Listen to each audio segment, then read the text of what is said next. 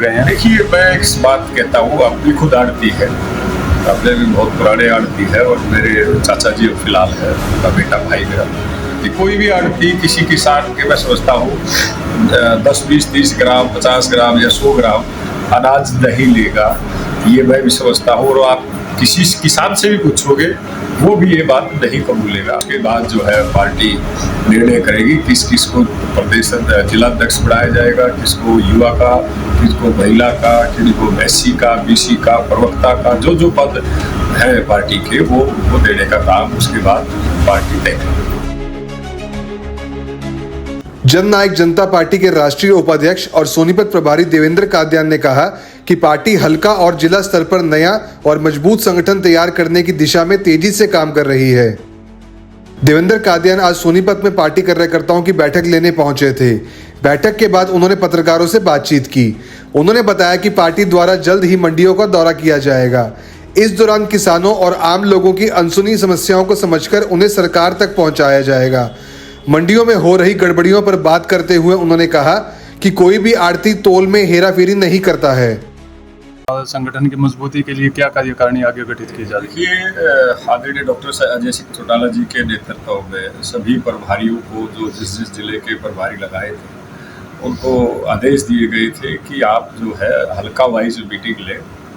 तो हल्के wise meeting में हमें जो है सबसे पहले अपने वर्कर्स, जो हमारे पार्टी के निष्ठावान साथी है, उनसे मिलना था। उनके साथ साथ संगठन के बारे में उनसे जानकारी लेनी थी।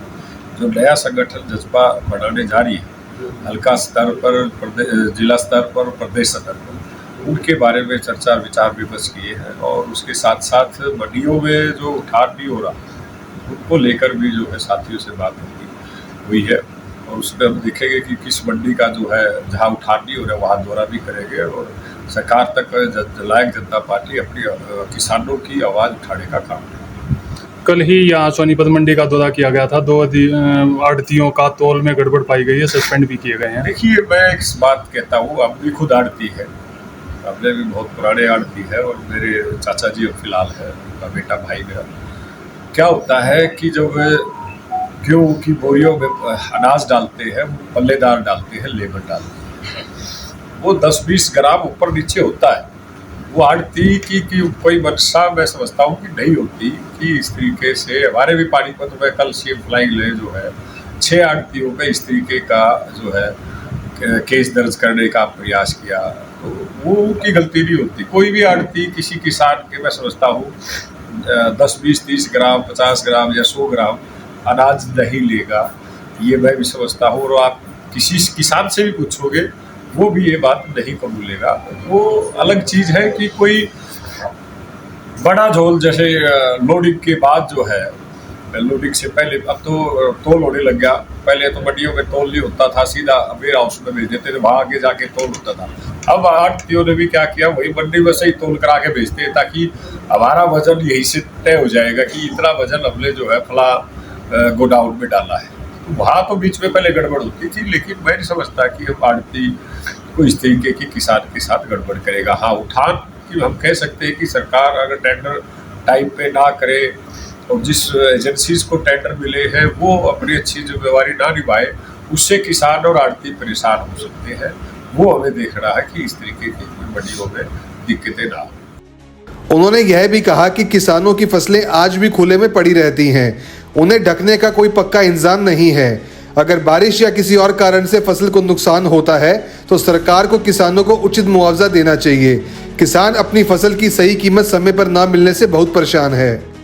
मंडियों में अनाज जो खुले में पड़ा रहता है, बारिश भी आ जाती है और वो, हाँ, बारिश भी आई है और किसानों को नुकसान भी हुआ है। और हम इस चीज़ की क्षमा मांगते हैं और सरकार से अनुरोध करते हैं कि वो किसानों की फसल में अगर किसान को नुकसान हुआ है तो उनकी फसल का मुआवजा दिया जाए। जो तय किया था सरकार ने कि हम मुआवजा जो तुरंत डालने का काम किए थे। जब भी दुष्यंत जी थे और उन्होंने तुरंत जो है किसानों के फसलों का मुआवजा डालने का काम किया था, तुरंत पेमेंट जो है करते थे।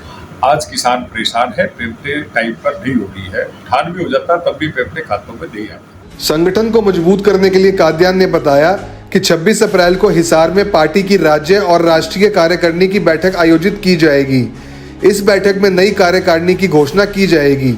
यह बैठक संगठन को और ज्यादा सक्रिय और मजबूत बनाने की दिशा में एक अहम कदम होगी। संगठन की मजबूती को लेकर नई कार्यकारिणी कब तक घोषित होने की संभावना? 26 तारीख को जननायक जनता पार्टी के हिसार में राष्ट्रीय और स्टेट बॉडी की मीटिंग है। उसमें सभी प्रभारी जो ड्यूटियाँ लगाई गई थी वो अपनी रिपोर्ट्स लेकर जिले वाइज लेके जाएंगे। उसमें जो है राष्ट्रीय अध्यक्ष जी से, प्रदेश अध्यक्ष गिरीश शर्मा जी से उनको अपनी रिपोर्ट सौंपेंगे। उसके बाद जो है पार्टी निर्णय करेगी किस किस को प्रदेश जिला अध्यक्ष बनाया जाएगा, किसको युवा का, किसको महिला का, किसको एससी का, बीसी का, प्रवक्ता का, जो जो पद है पार्टी के वो उनको देने का काम उसके बाद पार्टी तय करेगी।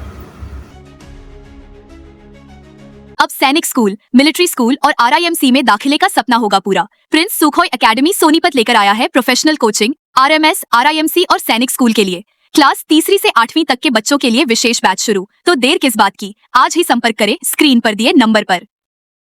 अपने शहर की हर ताजा खबर के लिए हमारे चैनल SNA न्यूज को सब्सक्राइब करें, लाइक करें, कमेंट करें व शेयर करें। बेल आइकन दबाना ना भूलें। हमारे अन्य सोशल मीडिया प्लेटफॉर्म्स पर भी हमें फॉलो करें।